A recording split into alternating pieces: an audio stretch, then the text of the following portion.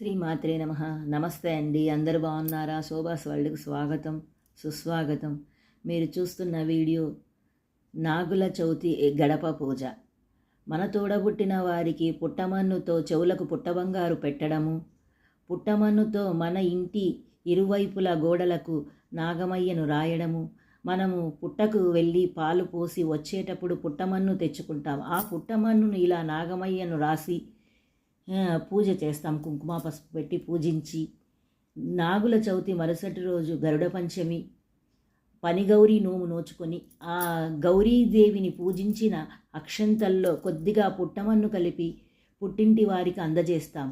ఆ అక్షంతలను పుట్టింట్లో అందరూ చల్లుకుంటారు, అమ్మవారి ఆశీర్వాదంగా భావిస్తారు. పనిగౌరీ నోము నోచుకున్న తర్వాత పుట్టింటికి వచ్చి ఇలా గడప పూజ చేస్తామండి మేము. ఈ గడప పూజ చేసేటప్పుడు కూడా మన పుట్టింటి వారిని సంతోషంగా ఆనందంగా ఉండాలని కోరుకుంటూ, వాళ్ళు చిరకాలం ఆయుర ఆరోగ్యాలతో అష్టైశ్వర్యాలతో తులతూగాలని కోరుకుంటూ ఈ గడప పూజ చేస్తాం.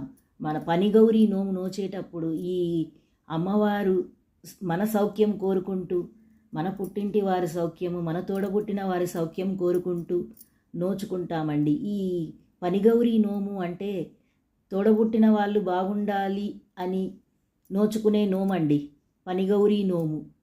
ఈ నోము నోచుకున్న తర్వాత గడప పూజ చేసి తర్వాత మన తోడబుట్టిన వారికి పుట్టమన్నుతో, మేము పుట్టమన్నును పుట్టబంగారము అంటాము, ఆ పుట్టబంగారాన్ని ఇలా తోడబుట్టిన వారికి చెవులకు రాసి వాళ్ళను ఆశీర్వదిస్తామండి. ఎందుకు అంటే ఈ పుట్టబంగారంతో వాళ్లకు మంచి జరగాలని కోరుకుంటూ, సంతోషంగా ఆరోగ్యంతో ఉండాలని కోరుకుంటూ ఈ పుట్టబంగారాన్ని పెడతామండి చెవులకు.